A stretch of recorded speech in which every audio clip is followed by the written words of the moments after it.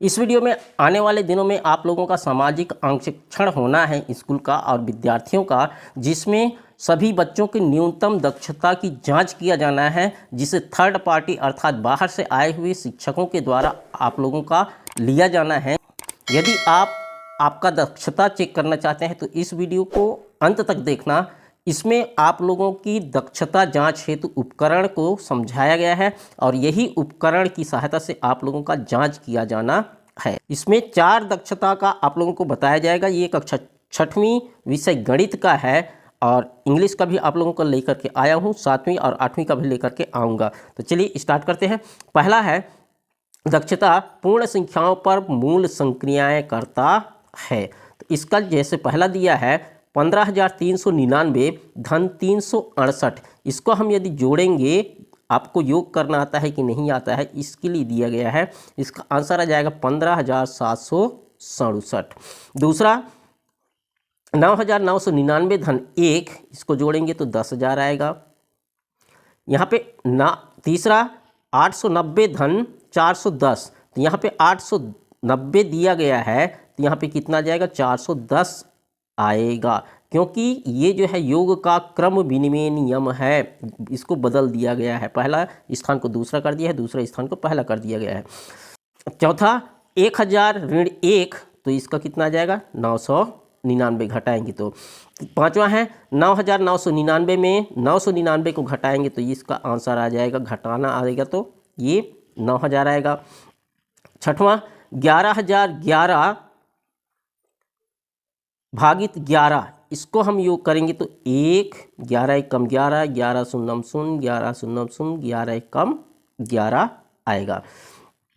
सातवां 2500 भागित 50, तो इसका आंसर आ जाएगा 50। आठवां 43 गुणित 50, तो यहाँ पे 43 दिया गया है पहले से, तो यहाँ पे कितना आ जाएगा 50 आ जाएगा। ये गुणा का क्रम विनिमय नियम है, गुणा का क्रम विनिमय नियम। नौवां 315 गुणित 0, किसी भी संख्या को हम 0 से गुणा करेंगे तो उसका आंसर 0 ही आएगा।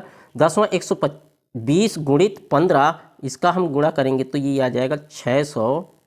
और 20 गुणित दूसरे कोष्टक में 30 गुणित 50 बराबर पहले कोष्टक में 20 गुणित खाली स्थान गुणित 50, तो यहाँ पे 30 आ जाएगा। और ये कोष्टक दूसरा और तीसरा में था, लेकिन यहाँ पे पहला और दूसरा में लग गया है, अर्थात ये जो है गुणा का साहचर्य नियम है, गुणा का साहचर्य नियम। ठीक है, इसको साहचर्य नियम कहा जाता है। दक्षता दूसरा है दैनिक जीवन से संबंधित सवालों को हल करता है। आप हल कर सकते हैं कि नहीं कर सकते हैं।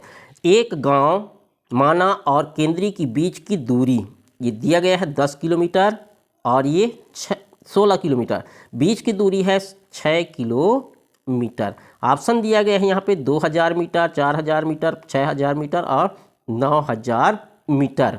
तो किलोमीटर को हमको सबसे पहले किस में बदलना पड़ेगा, मीटर में बदलना पड़ेगा। इसकी दूरी निकाल लेते हैं, 16 में 10 को घटाएंगे तो 6 किलोमीटर आएगा। 1 किलोमीटर बराबर हो जाता है 1000 मीटर। 1 किलोमीटर बराबर 1000 मीटर होगा। 6 मीटर बराबर 6000 मीटर।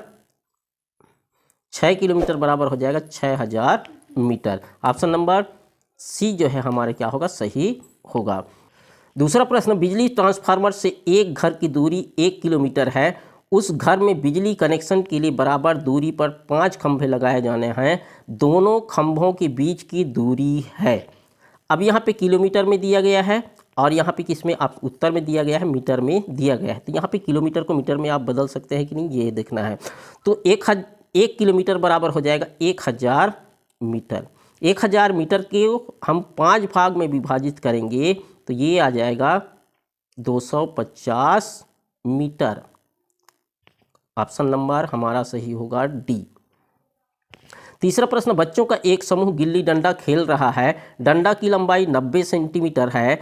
एक बच्चे को दाम देते समय 10 डंडे के बराबर दूरी तक लंगड़ी करना पड़ा। उसने कितनी दूरी तक लंगड़ी किया? तो एक डंडे की लंबाई है 90 सेंटीमीटर, 10 डंडे लगा किया तो ये कितना हो जाएगा 90 900 सेंटीमीटर। ठीक है, तो इसको हमें किस में दिया गया है, मीटर में दिया गया है।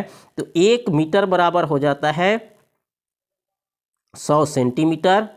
तो 900 सेंटीमीटर बराबर क्या हो जाएगा, 900 सेंटीमीटर बराबर 100 से हम भाग दे देंगे तो कितना आ जाएगा, 9 मीटर हमारा आंसर आएगा, ऑप्शन नंबर ए। अगला प्रश्न है, आंचल ने एक कॉपी खरीदने के लिए दुकानदार को 1 रुपये के 6 सिक्के, 2 रुपये के 7 सिक्के, 5 रुपये के 2 सिक्के दिए। उसने कितना रुपया दुकानदार को दिया। तो 1 रुपये के 6 सिक्के अर्थात 1 छक्के 6 रुपया हो जाएगा। 2 रुपये के 7 सिक्के अर्थात 7 दूने 14 रुपया हो जाएगा। 5 रुपये के 2 सिक्के अर्थात 5 दूने 10 रुपया हो जाएगा। कुल कितना रुपया दिया, उन्होंने 30 रुपया दिया। इसको योग करेंगे तो 30 आ जाएगा, 30 रुपया दिया। ऑप्शन नंबर ए हमारा सही होगा। पिताजी ने 9 कुर्सियां खरीदी, सभी कुर्सियों का मूल्य समान है। उन्होंने कुर्सी पर रुपये 7,605 रुपये खर्च किए, प्रत्येक कुर्सी का मूल्य क्या होगा। कितना कुर्सी खरीदा, 9 कुर्सी खरीदा, सभी का मूल्य बराबर है तो 9 से हम भाग दे देंगे तो ये आ जाएगा 8 9 8 72, 9 4 36 और इसमें 4 बचेगा 45 हो जाएगा, 9 5 6 45, 845 रुपये एक कुर्सी का कीमत होगा। ऑप्शन नंबर ए हमारा सही होगा। दक्षता तीसरा देखते हैं, गुणज एवं गुणनखंड की समझ रखता है। तो गुणज माने हो जाता है ऐसी संख्या जो उससे पूरी तरह से भाग चला जाए, वो गुणज कहलाता है। अर्थात 6 का हम पहाड़ा पढ़ेंगे तो जो संख्या आएगी वो उसका क्या कहलाएगा, गुणज कहलाएगा। तो 6 का गुणज होगा 6 दूने 12, 6 तिया 18 अर्थात ऑप्शन नंबर बी। उसी तरह से 7 का गुणज, ऐसी संख्या बताओ जो 7 से पहाड़ा पढ़ने पर आता हो। तो 7 दूने 14, 7 तिया 21, ये ऑप्शन नंबर सी हमारा सही होगा। 8 का गुणज हो जाएगा 8 1 कम 8 और 8 चौक 32। चौथा है 8 का अपवर्तक, ऐसी संख्या जो उसे पूरी तरह से विभाजित कर दे वह उसका क्या कहलाता है, अपवर्तक कहलाता है। जैसे 8 का अपवर्तक कौन होगा, ऐसी संख्या बताओ जो 8 को पूरी तरह से विभाजित कर दे। तो 2 से 2 चौक 8 हो जाता है, 2 से विभाजित करता है और 8 1 कम 8 अर्थात 2 और 8 जो है 8 का अपवर्तक या गुणनखंड कहलाता है। 6 का अपवर्तक उसी तरह से 2 तिया 6 हो जाएगा और 3 दूने 6, तो 2 और 3 इसका अपवर्तक है। 7 का अपवर्तक हो जाएगा 7 1 कम 7 और 1 7 7, ऑप्शन नंबर डी हमारा सही है। दक्षता चौथा, प्रतिशत की समझ रखता है। हल कीजिए, दिया है 100 गुणित 1/100, तो इसको हम कैंसिल आउट करेंगे तो 100 कट जाएगा, बचेगा कितना, 1% होगा। 100 का 50% अर्थात का मतलब हो जाता है गुणा, 100 गुणित 50, तो प्रतिशत कितने का होता है, 100 का होता है। तो 100 से हम भाग दे देंगे, ये 100 और 100 कट जाएगा, बचेगा कितना, 50 बचेगा। उसी तरह से 200 का 25%, 200 गुणित 25/100 हो जाएगा। 100 1 कम 100, 100 दूने 200, तो इसका भी कितना हो जाएगा, 25 दूने 50 आएगा। चौथा 350 का 20%, 350 गुणित 20/100 हो जाएगा। 0 0 कट जाएगा, ये 0 0 कट जाएगा, बचेगा 35 गुणित 2 अर्थात 35 दूने 70, इसका आंसर आएगा।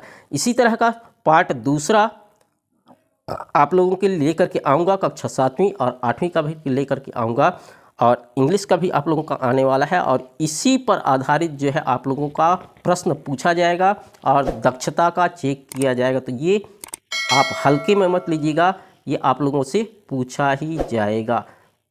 हमसे जुड़े रहने के लिए बहुत बहुत धन्यवाद।